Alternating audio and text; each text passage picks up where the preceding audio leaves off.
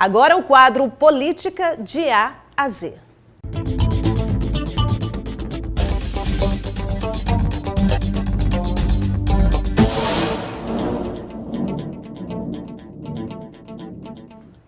Já aqui comigo em estúdio, Arimateia Azevedo. Boa tarde, Arimateia. Boa tarde.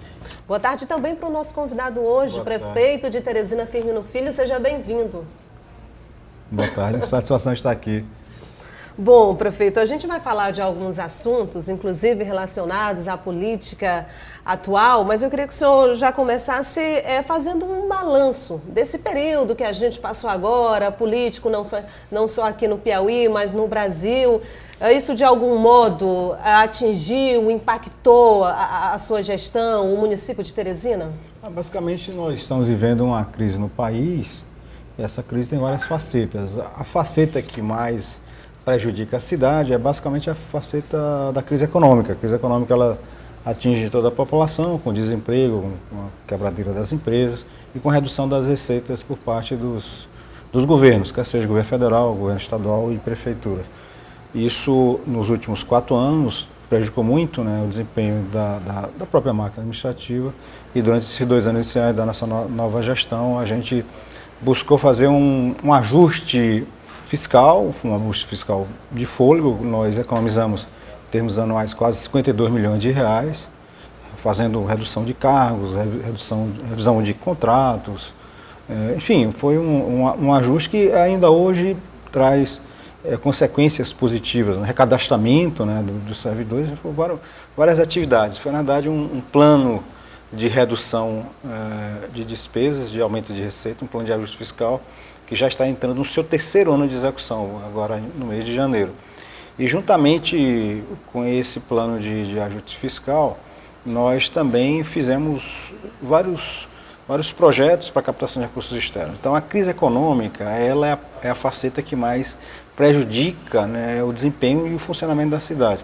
Agora, a crise econômica ela tinha um forte componente político, na medida em que a falta, né, de diretrizes políticas, né, ela impactava na economia e impedia que essa economia deslanchasse. A gente entende que, por conta da eleição, a população foi chamada para as urnas, a população votou, escolheu uma alternativa. A gente entende que o novo governo entra com toda a força para fazer as reformas necessárias para que a economia possa deslanchar. Deslanchando a economia, obviamente, nós teremos uma situação melhor para toda a população, em termos de emprego, em termos de investimento, em termos de oportunidades. Da mesma forma, teremos uma situação melhor para os poderes públicos, no caso a prefeitura, para que ela possa não apenas tocar melhor, né, o seu dia a dia, como também possa intervir mais em termos de investimentos. Portanto, nós somos extremamente otimistas em relação àquilo que virá nos próximos anos, especialmente nos próximos 2 anos. Falando em próximos governos, o senhor conta inclusive com o apoio do governo Wellington Dias para poder, sei lá, uma espécie de parceria para que possam andar junto o município e o estado?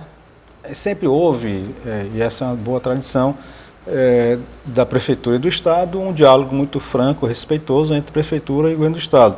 E em muitos momentos podemos fazer já várias parcerias produtivas. Então, da nossa parte, a gente continua disposto, entendemos que é uma questão de maturidade política, né, a busca do interesse público. Já falou em parceria com o governo do estado, eu gostaria só de inserir aqui a questão com relação ao governo federal. É sabido que o PSDB não está todo com o Bolsonaro, mas o prefeito de São Paulo o governador de São Paulo já acenou que estará com o Bolsonaro. O senhor tem conversado com o PSDB nacional? Como é que vai ficar essa relação PSDB e governo federal? É uma questão que não está bem definida ainda. O PSDB, eu acredito que depois dessas eleições ele vai ter que acelerar o processo de transição interna. O PSDB passa por um processo de transição que é de geração, a primeira geração que criou o partido, ela já não está mais nativa. O PSDB passa também por uma mudança, acredito que também até em termos de posicionamento político, ideológico, né? As lideranças que saíram vencedoras nessa eleição têm um posicionamento político diverso, né, da primeira geração. E tudo isso vai fazer com que o partido possa internamente, né, se reformar com uma nova executiva, com um novo presidente, para se adequar a esses novos tempos. Mas haveria tendência, assim, de alguma impressão de se aproximar do Bolsonaro? Veja só, dependendo das mudanças internas, haverá uma maior ou menor aproximação com o governo Bolsonaro. Nós tivemos já na eleição passada vários candidatos do PSDB que já votaram diretamente no Bolsonaro. E outros, nós tivemos também lideranças importantes que por não exclusão, votaram, né? Não votariam no PT. Que não votaram no PT e outros tantos também que votaram em branco, né? Saiu uma notinha agora recente, passou despercebido, e o presidente Fernando Henrique Cardoso votou em branco para presidente, né? Todo mundo achava que ele havia votado contra o Bolsonaro, mas enfim, o PSDB não teve uma posição fechada em relação à eleição presidencial e vários posicionamentos foram tomados. Então, eu acho que é essa transformação interna do PSDB que vai influenciar na aproximação ou não com o governo Bolsonaro.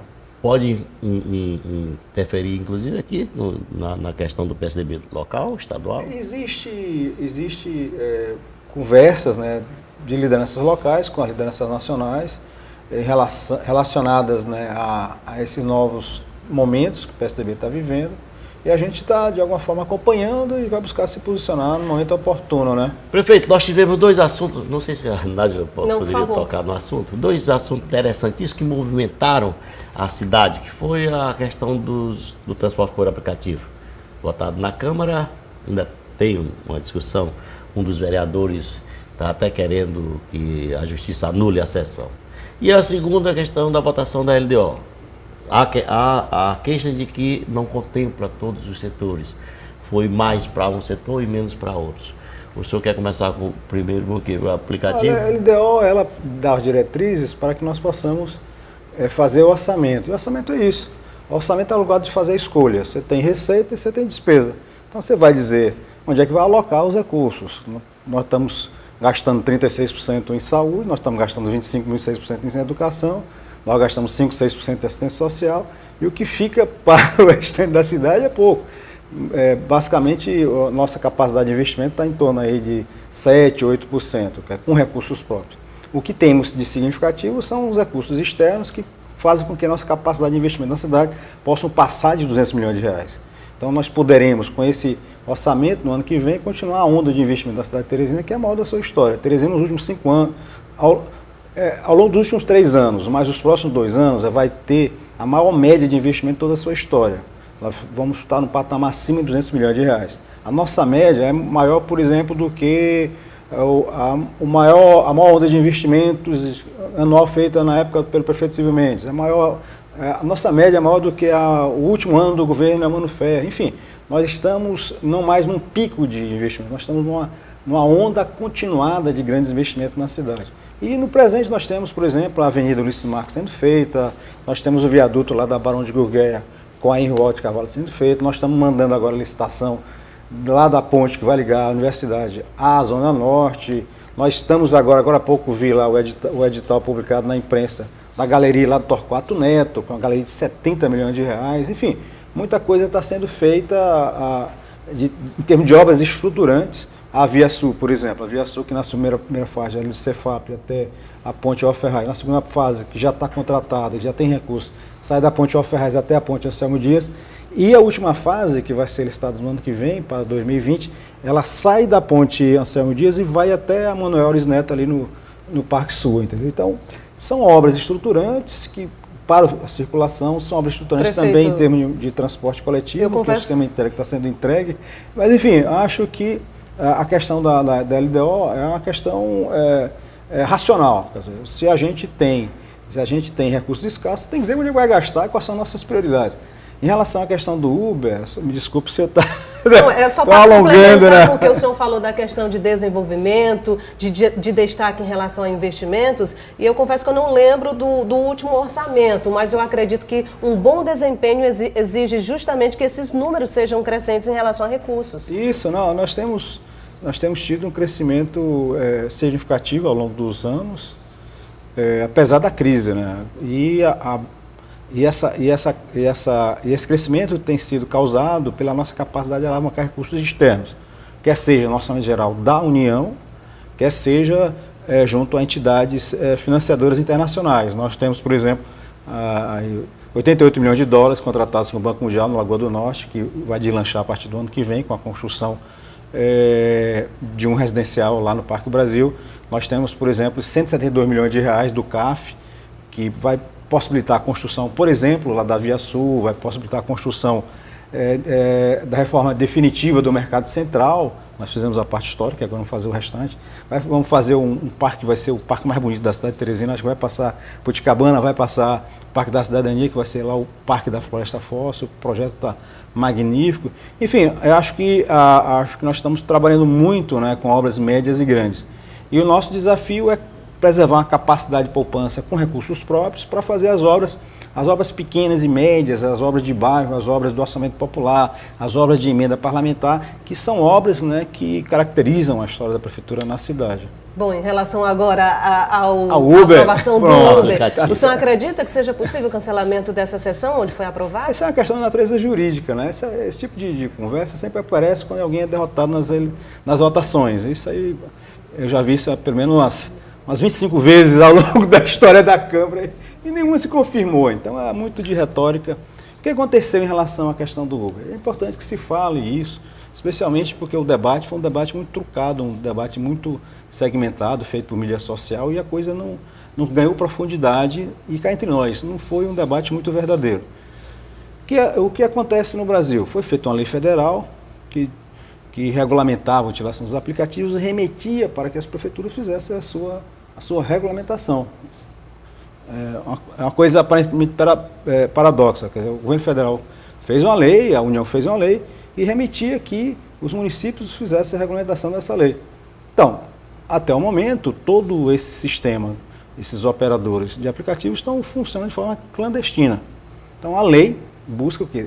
Legalizar essa atividade. Então, essa lei em si já é um grande ganho para todos que fazem parte do sistema, porque vai legalizar o sistema que hoje é clandestino. Ponto importante. Quando fizemos o projeto de lei, ouvimos vários motoristas, várias entidades, vários técnicos de planejamento, vimos experiência de outros municípios e vimos também outras experiências internacionais. E fizemos o projeto de lei que foi enviado para a Câmara. Esse projeto foi modificado na Câmara e lá, de início, nós tínhamos 11 pontos polêmicos. E esses 11 pontos polêmicos se reduziram a 3 ao final do processo. É a questão da placa, se a placa é de Teresina ou não. Eu, particularmente, acho que a placa deve ser de Teresina, porque não faz sentido você estar pagando taxas e impostos para outros municípios e outros estados. Não faz sentido você abrir o mercado para trazer motoristas do interior de outros estados para trabalhar aqui em Teresina. Enfim, acho que essa é uma decisão correta do projeto de lei, de restringir a placa Teresina. Segunda questão relacionada ao tempo. E essa questão foi dirimida à medida em que se permitiu que houvesse um prazo elástico para que quem não tivesse o carro com o tempo, com a idade exigida, pudesse se adaptar. Enfim, e o grande desafio e a grande polêmica que sobrou no final, que eu acho que é isso que está pegando ainda hoje, que é a questão da limitação. Quantidade. Tem duas questões relacionadas a essa discussão. Primeiro é saber se pode ser limitado, se deve ser limitado ou não. Aí nós temos também duas questões relacionadas. Temos a questão jurídica. Existe entendimento que não pode ser limitado, tem entendimento que eventualmente pode ser limitado, mas essa é uma questão, nossa assessoria jurídica entende que pode, mas enfim, obviamente que é o próprio sistema judiciário que provavelmente vai ser acionado, que vai se posicionar em relação a isso. No nosso Tribunal de Justiça, no passado, o nosso posicionamento foi vencedor. E outra questão que é importante em relação a isso é a questão do ponto de vista econômico. Por que nós achamos que é racional, razoável se limitar a quantidade?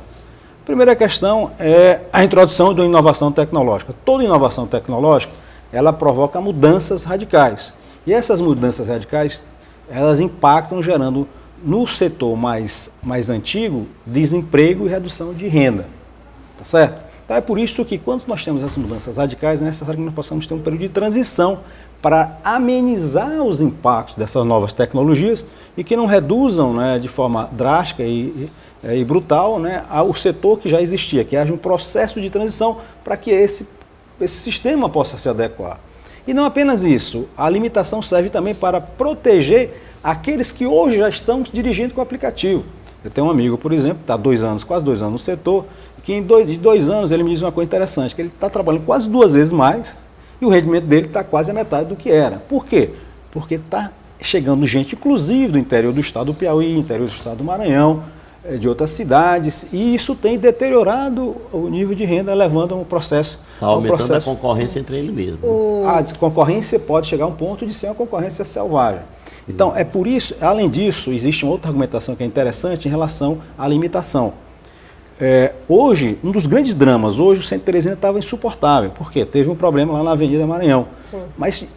Mas congestionamento passou a ser uma regra no centro. Isso prejudica as viagens individuais, de carro e de moto, e as viagens de transporte coletivo.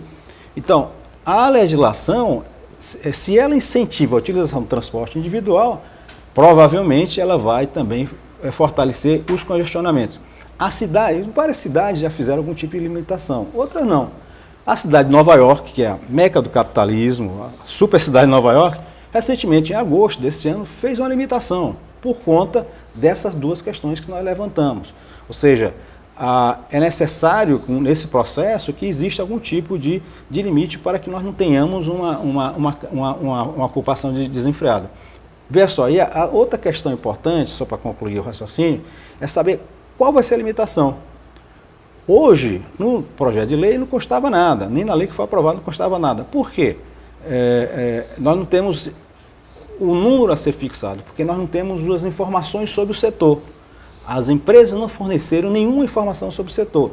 Então, nós estamos agora mesmo estava vendo uma FIS, que vai ser enviada amanhã, para essas empresas pedindo as informações sobre o desempenho do setor nos últimos 24 meses, para a gente ter uma noção do funcionamento, quantas pessoas já estão há algum tempo, quantas pessoas derivam a sua renda de forma regular, rotineira, do transporte de aplicativo, enfim, para que a gente tenha um painel e possa, a partir desses estudos, ter um quantitativo que venha a mostrar qual o número que seria justo, que não prejudicasse nem a população, não prejudicasse aqueles que já estão no sistema, porque o nosso objetivo é defender a população, mas defender também os motoristas, tanto do sistema antigo que já existia, que é de táxi, quanto dos motoristas que já estão vivendo e trabalhando e dependendo, tirando o seu ganha-pão dos aplicativos, entendeu? Ok. Prefeito, eu vou até pegar gancho nessa fala que o senhor falou da complicação do trânsito aqui em Teresina, porque tramita na Câmara também a questão da PPP dos estacionamentos, não é? O senhor acredita que a partir daí pode sair, enfim, uma solução que resolva ali o fluxo naquela região central? É um dos desafios do nosso centro, é racionalizar o uso do estacionamento. Veja só, quando a gente entra numa cidade, qual o local onde a terra é mais valiosa? Qual o local onde a terra é mais escassa? É no centro. No centro. Então, a utilização de um recurso escasso, ela tem que ser feita com sabedoria. Se você tem pouco de um recurso, você tem que usá-lo de forma parcimoniosa. Como hoje nós temos 5.000 vagas de estacionamento no centro, que são estacionamentos públicos, como hoje não existe pagamento, não existe nenhum tipo de cobrança, as pessoas usam de forma exagerada. Vou dar um exemplo aqui. Uma determinada loja, o dono da loja chega, bota o carro às 7h30 da manhã e só retira às 7 da tarde. Ora, e o freguês, o cliente daquela loja, onde é que ele vai estacionar? Vai para o estacionamento privado, que é muito caro. Muito mais caro. E além de, olha só, eu lembro aqui, quer dizer, o que é escasso ele tem que ser regrado. Um fato histórico que bem representa a saída desse problema é justamente a criação do parquímetro. Na década de 20 do século passado, o parquímetro foi inventado numa cidadezinha do interior da Califórnia pelos comerciantes. Qual a ideia? É de você cobrar alguma coisa, mesmo que simbólica, para que as pessoas possam usar o estacionamento de forma rotativa. De sorte que quem queira ir... Limitado. Exatamente. Quem queira ir para o centro tenha a expectativa de encontrar o lugar. Faça as suas compras e volte, ou vá fazer a sua atividade e volte. De sorte que a pessoa que vai perto da prefeitura vai ter a expectativa de encontrar um lugar hoje para quem... Para descer na prefeitura, resolver seu problema e ir embora. As pessoas hoje não está pensando em implantar isso? Não vão encontrar, porque os estacionamentos em derredor da prefeitura estão todos ocupados pelas pessoas que trabalham na prefeitura. Ou deixam de ir sem carro justamente por isso. Então, essa falta de regulamentação do espaço público escasso, ele provoca também uma deterioração do centro. É por isso que as pessoas, que é muito mais fácil, mais cômodo você ir no shopping, porque tem estacionamento mais, apesar de ser pago também. Então, a PPP do estacionamento, ela busca o quê? Delegar para um ente privado o cuidado com o estacionamento, com a sinalização de todo o centro, sinalização vertical e horizontal. E esse, não vai criar monopólio privado, não, se for só um ente privado?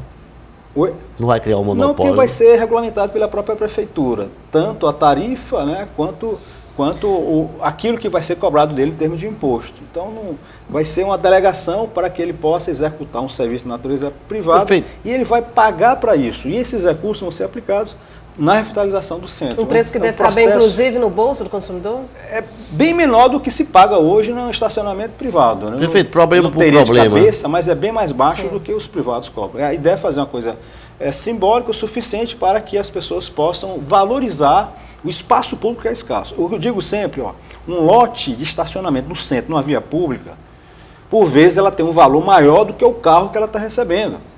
Quanto é que custa um metro quadrado no centro da cidade de Teresina? Quanto é que custa um lote daquele estacionamento no meio de uma rua? Por vezes custa 30, 40, 50 mil reais. Quanto é que custa o carro que está em cima do estacionamento?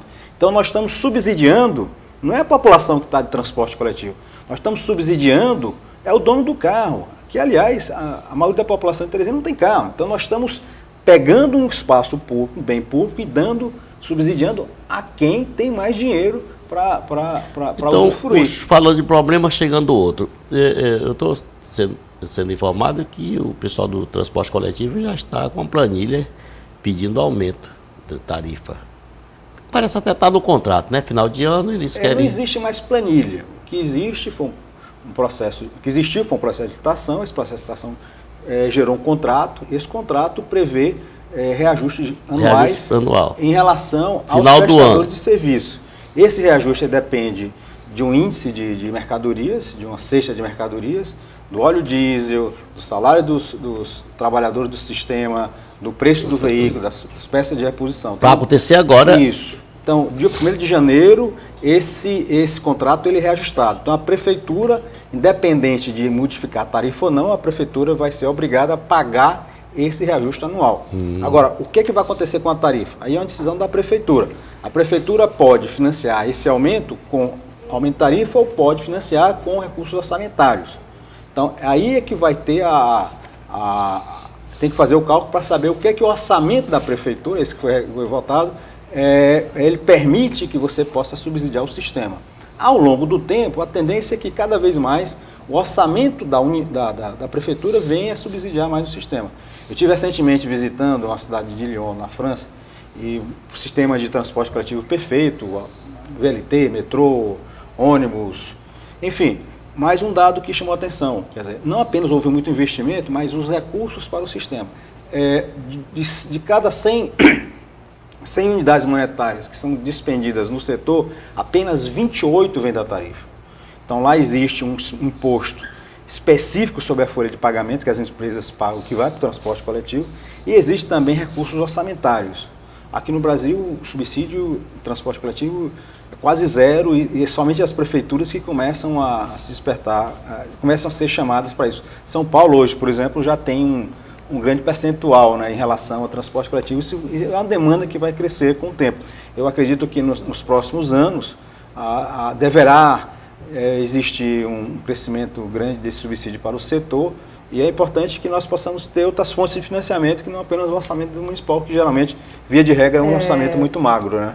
Prefeito, só para a gente encerrar, a gente sabe que o senhor também tem um tempo corrido, inclusive o Arimatea, ele tem dado algumas ideias em relação aqui, mas o senhor falou de transporte público, eu não posso deixar de fazer essa pergunta. O que pode ser feito para melhorar a segurança nas paradas de ônibus hoje?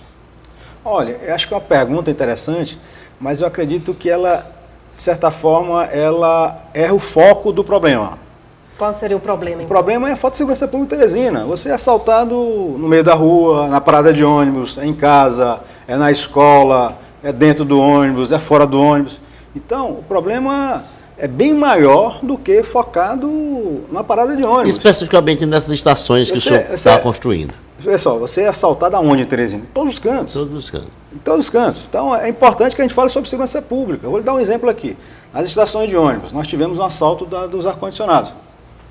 Fizemos registro na delegacia. foi preso o grupo lá que assaltou. 10 dias depois, o mesmo grupo já estava solto e roubou de novo o ar-condicionado.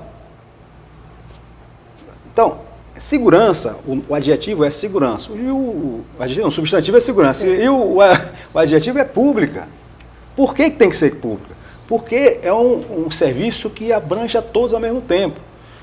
A gente, quer dizer, o raciocínio que eu vejo às vezes, olha, foi assaltada uma escola. Então, a culpa é da prefeitura que não se segurou, que não colocou a guarda municipal. Vem cá, quando se assalta uma residência, a culpa é do dono da residência porque não botou um guarda, porque não botou um monitoramento eletrônico? Quando se assalta uma pessoa na parada de ônibus, a culpa é da prefeitura que não botou em cada parada de ônibus um guarda municipal para tomar de conta? Olha, tem que acabar com isso, tem que discutir as coisas com seriedade. O que nós temos em Teresina é uma cidade absolutamente sem segurança pública, segurança desorganizada, e nós todos sofremos por isso. E qual a solução, não é só na parada de ônibus. Veja só, acabamos de debater uma sucessão estadual e escolhemos um governador, e eu não vi debate sério sobre segurança pública. A Constituição Federal determina a competência para cuidar da segurança para os governos estaduais. Nós acabamos de ter um debate sobre isso. Eu sempre chamo a atenção, toda eleição estadual, a gente perde a oportunidade de debater as coisas sérias. Veja só, todo o Brasil, a responsabilidade de segurança pública é do governo do Estado. Então se afasta essa tese ou essa o Raci disse que por ser um bem próprio do município, não se põe um guarda municipal lá dentro. Olha, a prefeitura bota uma guarda municipal, bota um segurança privado para cuidar do patrimônio. Agora, não se pode colocar a responsabilidade de segurança pública sobre a prefeitura. Quem faz isso está faltando com a verdade, porque não é isso que o nosso sistema jurídico estabelece. Sim, é verdade. É importante deixar isso com clareza. Nós temos todo o interesse em preservar o patrimônio, nós estamos colocando guardas municipais nos nossos parques, colocando guardas municipais nos nossos terminais de integração, estamos fazendo uma parceria, enfim, temos maior dificuldade de cuidar do que é patrimônio municipal. Agora, segurança pública, que é uma outra coisa, responsabilidade do governo do Estado. A eleição estadual que passou, chamei a atenção, mais uma vez nós estamos desperdiçando a oportunidade de debater com seriedade os problemas do nosso Estado. A agenda que se colocou na eleição que passou foi uma agenda, saber quem ia ficar com quem ia trair quem ia se coligar com quem. E o que era importante não se debateu. Tanto é que se teve uma eleição, eu duvido que alguém se lembre de uma ideia de um candidato sobre segurança pública. Eu duvido, quer dizer, pode abrir lá o portal AZ e fazer esse desafio. Alguém tem alguma ideia de segurança pública de algum candidato a governador? Porque não se debateu com seriedade nem com profundidade. Agora se sabe quem coligou com quem foi visto com quem traiu quem votou em quem. Quem vai pegar o quê? É uma pergunta que eu não poderia deixar de fazer, mas eu acho super importante esse ponto que o senhor está abordando aqui. Se debater. Porque fica até um alerta, justamente, não é, Arimatea, em relação a esse ponto de chamar a atenção das autoridades do governo do Estado, porque, como ele disse, a segurança não é só nas paradas que precisa ser feita, e sim no Estado todo. Eu acho, quer dizer, da nossa parte, eu acho que eu falo até menos como prefeito, mas como cidadão. É fundamental que a gente possa ter um novo momento na segurança pública do Brasil, não é só aqui não. Um dos erros da Constituição Federal foi delegado só para os estados. A União, por exemplo, é muito ausente. Agora, no governo Temer, que se criou o Ministério da Segurança Pública, que foi extinto já agora. E é agora que se criou um sistema único de segurança pública. O que é que isso pode permitir? Em outras áreas onde a Constituição misturou União, Estados e municípios, como a educação e saúde, nós temos financiamento e temos políticas nacionais para esses setores, tanto para a saúde quanto para a educação. Mas na segurança pública não. Por quê? Delegou para os estados. Os estados mais ricos conseguiram se virar melhor. Por exemplo, a segurança pública de São Paulo é outro padrão. A taxa de homicídio da cidade de São Paulo é a segunda menor das capitais brasileiras, só perde de Florianópolis, que é uma ilha que pode ser facilmente... Então, é mais seguro andar nas ruas de São Paulo do que andar nas ruas de Recife, Salvador, Teresina, Fortaleza, São Luís. Por quê? Porque a estrutura do governo do Estado de São Paulo é outra. Agora, quando a gente vai, por exemplo, os estados nordestinos, é completamente diferente. O que está acontecendo agora em Fortaleza? Fortaleza se transformou num nódulo internacional. Passou a ser também um ponto internacional de tráfico de drogas. É uma porta de entrada de drogas para a Europa. Ora, todos esses cartéis da América Latina passam por Fortaleza. Como é que a polícia do Ceará vai enfrentar essa tropa lá, esse pessoal? Não vai ter condições. E não é à toa que Fortaleza se virou uma cidade extremamente insegura, muitíssimo pior do que Teresina, do que São Luís, do que Natal, por conta da entrada, né, do narcotráfico lá no Ceará. Então, esse é um desafio que o Ceará é impotente de enfrentar. E eu acho que a criação desse sistema único, mais recursos, recentemente eu estava conversando com o delegado Fábio Abreu, com o capitão Fábio Abreu, o deputado federal Fábio Abreu, e falava justamente isso, das expectativas que ele tinha em relação ao futuro com o ministro Moro, para que ele pudesse alavancar novas políticas, novos recursos, novas ideias, né, e fazer com que a segurança pública do Brasil como um todo, não é só do Piauí, quer dizer, todo o Brasil, né, com o Nordeste a coisa está bem pior do que a média do Brasil, que a gente possa alavancar um novo momento para a segurança pública do nosso país. E o município não se exime, né, de prestar um papel na segurança. Agora é importante que se diga o que é que se espera do município e dê as condições para que o município faça. Porque o município está cansado de receber as delegações e não receber os recursos suficientes. Agora, o que nós estamos sofrendo aqui na saúde pública de Teresina? Teresina gasta hoje 36% da sua receita corrente líquida em saúde. 36%. A imensa maioria dos municípios do Piauí tem dificuldade em gastar 15%. Mas olha o paradoxo, prefeito. O secretário Fábio Abreu, por exemplo, disse aqui que entre as demais capitais do país, Teresina é a menos violenta. Olha a contradição. E por conta disso não recebe os recursos que deveriam receber para combater a violência. Teresina depende do indicador. Tem taxa de homicídio, Teresina no Nordeste é um dos menores homicídios. Agora, em relação ao país como um todo, ela não está entre as mais seguras, não. Então, mas é esse paradoxo aí. Então, e por conta disso, no ranking nacional dela está bem, ele não manda o dinheiro. Mas eu não sei se ela está tão bem assim. Mas é a propaganda oficial daqui. É importante checar os indicadores. Basta ver o mapa da violência, que tem todos os dados lá. Teresina ela não está entre as 10 capitais mais seguras. Em Teresina você não pode mais dizer Pelo que contrário. tem aquela sensação de insegurança. Existe a insegurança mesmo. A sensação de insegurança, ela é muito relacionada com os pequenos crimes, pequenos delitos, entendeu? É a parada de ônibus, o celular e tal. Essa sensação é que ela é muito... Tem até uma coisa curiosa, por exemplo, os parques da prefeitura hoje que fazem sucesso são parques fechados. Por quê? Não é porque são seguros, é porque dão uma sensação de segurança. Você vai no Parentão, por que tem muita gente no Parentão? Porque você vai lá, é gradeado e você... Mas o Parque da Lagoa do Norte não dá a mesma sensação. Porque é aberto. Porque é aberto. Então, eu vivo brigando com os arquitetos, os urbanistas lá, que deviam fechar o parque, botar uma... Não, mas não pode e tal. Não me deixaram botar as telas lá ainda não. Mas cria uma sensação de... essa sensação ela termina influenciando o nosso comportamento. Prefeito, falando em parque, eu vou me lembrar de uma coisa. Eu posso até elogiar publicamente, que eu já fiz isso até na minha coluna. O prefeito de Parnaíba, Mal Santa, fez aquelas praças sorrirem, iluminadas, guardadas por segurança e tudo, e o povo nas praças. Por que não se faz aqui? As praças aqui são tão abandonadas. Depende da praça. Tem praças belas, bonitas, e nós temos trabalhado muito, principalmente na iluminação. Nós já colocamos LED em 52 praças nos últimos 2 anos. E quando a gente percebe a melhoria da iluminação, a gente percebe o afluxo da população. Então, e especialmente quando a gente coloca as academias. Né?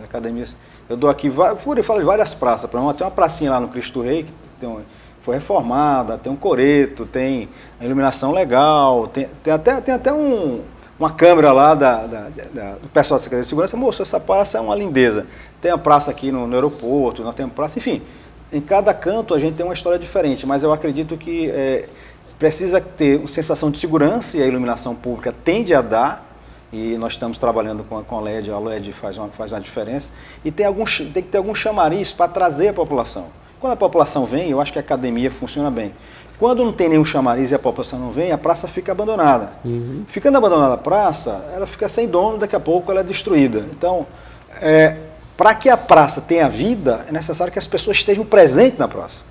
E um dos problemas... E elas tenham segurança, né? E um dos problemas é a questão da segurança. Quer dizer, um dos problemas é Temos que fazer o atrativo, botar a academia, botar a zumba, mas se não tiver essa sensação de segurança, ninguém sai de casa. Prefeito. Ninguém bota mais nem sequer a cadeira na calçada, né? Prefeito, um outro ponto que tem sido bastante questionado, inclusive pelos telespectadores da O Dia TV, e eu vou aproveitar a sua presença, até porque eu achei super interessante, repito, a explicação que o senhor deu em relação à questão da segurança nas paradas de ônibus, a saúde, a maternidade Dona Evangelina Rosa, foi interditada pelo Conselho Regional de Medicina, teve uma ação ajuizada contra o Estado agora pelo Ministério Público, alegando algumas irregularidades, alguns pontos sendo descumpridos, enfim. E a gestão, ela coloca que um dos principais pontos era que a maternidade atendia casos que poderiam ser atendidos na rede municipal.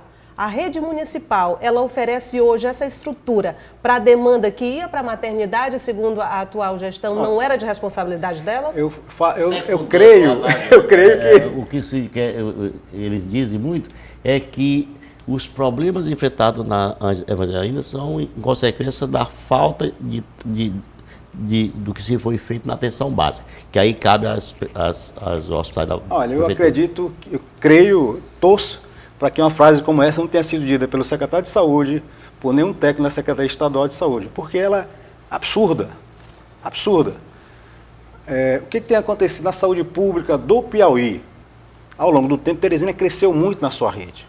Não tem nenhuma outra capital do Nordeste que tenha a estrutura de saúde que Teresina tenha.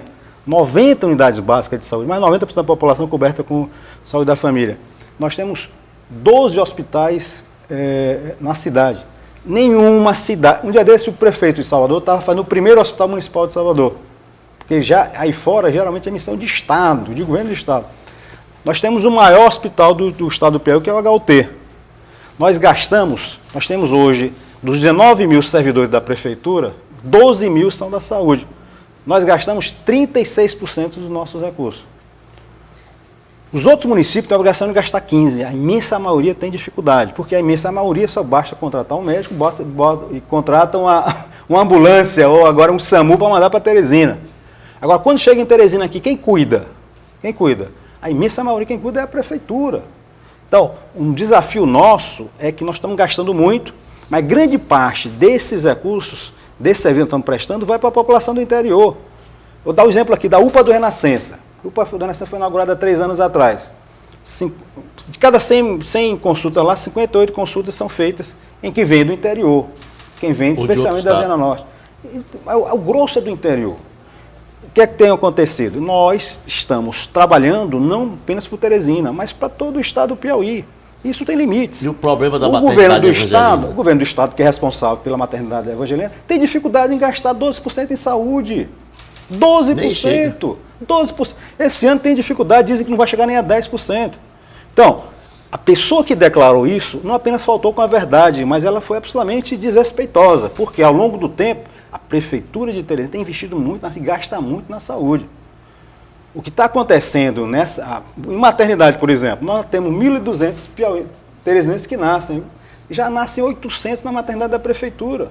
800. Aliás, a nossa maternidade serve não apenas à população de Teresina, como também à população do interior. O índice de óbito a maternidade Evangelina Rosa... O senhor tem mais ou menos a noção de quantos morrem nas maternidades municipais? Não, maternidade é lugar de nascente, eu não falo em morte. Né? Não, e a Evangelina, no caso? O problema da Evangelina Rosa, o que é? Ela é uma maternidade de alto risco, e é de médio e alto risco, e ela tem que concentrar todo o estado do Piauí, é responsabilidade dela.